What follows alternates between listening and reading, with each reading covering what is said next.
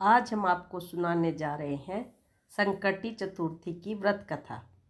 व्रत कथा इस प्रकार है। जय श्री गणेश। एक समय की बात है कि भारद्वाज महर्षि के सलाह पर पर्वत मालिनी ने 7 वर्षों तक सूर्य देव के पुत्र सवन का पालन पोषण किया। कुछ समय बाद वह महर्षि के पास उस लड़के को लेकर पहुंची और उन्होंने उसे उनका पुत्र बताया। यह जानकर महर्षि अत्यंत प्रसन्न हुए और उसे अपनाकर लड़के को उन्होंने वेद और अन्य शास्त्रों का ज्ञान दिया। इतना ही नहीं, उन्होंने लड़के को गणपति मंत्र की दीक्षा दी और उसे भगवान गणेश की उपासना करने की बात कही। लड़का गंगा किनारे जाकर भगवान गणेश का ध्यान करने बैठ गया और करीब 1000 वर्षों तक बिना भोजन पानी के गणेश जी के मंत्र जप करता रहा। जब अश्विनी कृष्ण चतुर्थी आई और चंद्रमा उगा, तब भगवान गणेश ने अपने 8 हाथ वाले रूप में कई अस्त्रों से सजे हुए और हजारों सूर्यों से चमकते हुए उस लड़के को दर्शन दिए। इसके बाद गणेश जी ने उस लड़के सवन को वरदान मांगने के लिए कहा। सवन ने गणेश जी से वरदान मांगा कि उसकी माँ पार्वती मालिनी, उनके पिता और उनकी जीवन दृष्टि, वाणी और जन्म सब सफल हो। साथ ही उसने यह भी मांगा कि उन्हें स्वर्ग में देवताओं के साथ अमृत पीने की अनुमति मिले और उनका नाम मंगल के रूप में प्रसिद्ध हो, जो सभी तीनों लोकों में शुभता का प्रतीक हो। भगवान गणेश ने उसके कहे अनुसार ही वरदान दिया। साथ ही साथ उसे अंगारक नाम दिया और घोषणा की कि यह चतुर्थी अंगारक की चतुर्थी के नाम से जानी जाएगी। जो कोई इस दिन व्रत रखेगा वह अपने प्रयासों में 1 वर्ष तक सफलता प्राप्त करेगा। इसके बाद मंगल नाम से प्रसिद्ध सवन ने भगवान गणेश की 10 हाथ वाली मूर्ति का एक मंदिर बनवाया, जिसे उन्होंने मंगल मूर्ति नाम दिया। उसके बाद से भगवान गणेश जी का एक नाम मंगल मूर्ति भी है।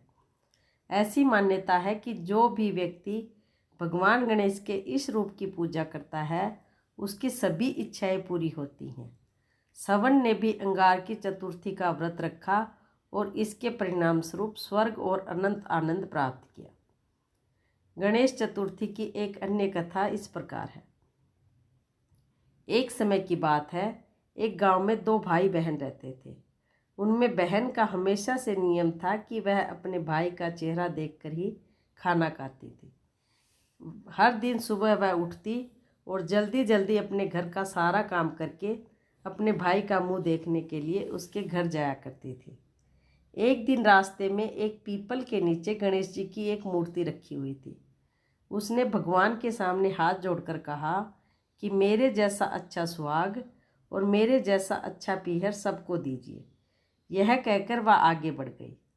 जंगल की झाड़ियों के कांटे उसके पैरों में चुभते रहते थे।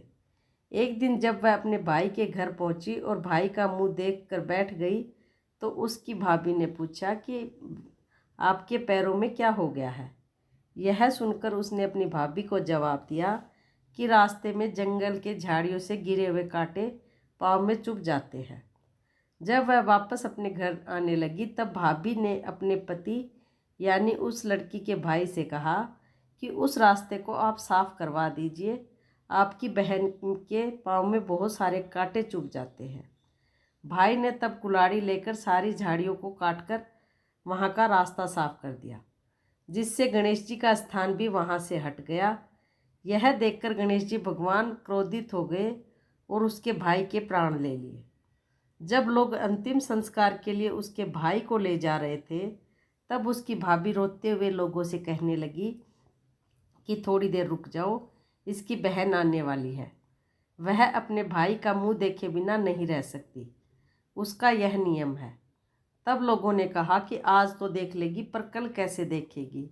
हर दिन की तरह भाई बहन जब अपने भाई का मुंह देखने के लिए जंगल में निकली, तब जंगल में उसने देखा कि सारा रास्ता साफ किया हुआ है। जब वह आगे बढ़ी तो उसने देखा कि गणेश जी की मूर्ति को वहाँ से हटा दिया गया है। तब उसने भाई के पास जाने से पहले गणेश जी को एक अच्छे स्थान पर रखकर फिर से एक स्थान दिया और हाथ जोड़कर बोली कि भगवान मेरे जैसा अच्छा सुहाग और मेरे जैसा अच्छा पीहर सबको देना। और यह बोलकर आगे निकल गई।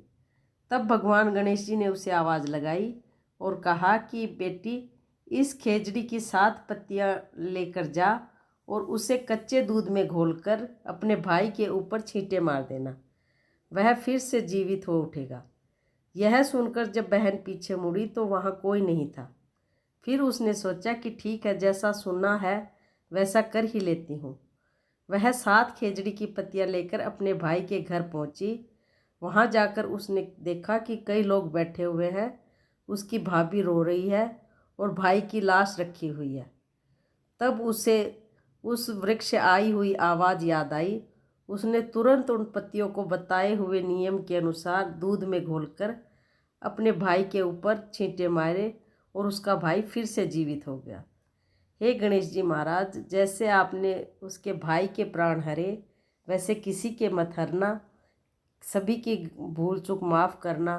और जिस प्रकार उस बहन को आपने उसके भाई के जीवित होने का वरदान दिया, उसी प्रकार सभी भाई बहन माँ बेटी सभी को अपना आशीर्वाद देना। जय श्री गणेश।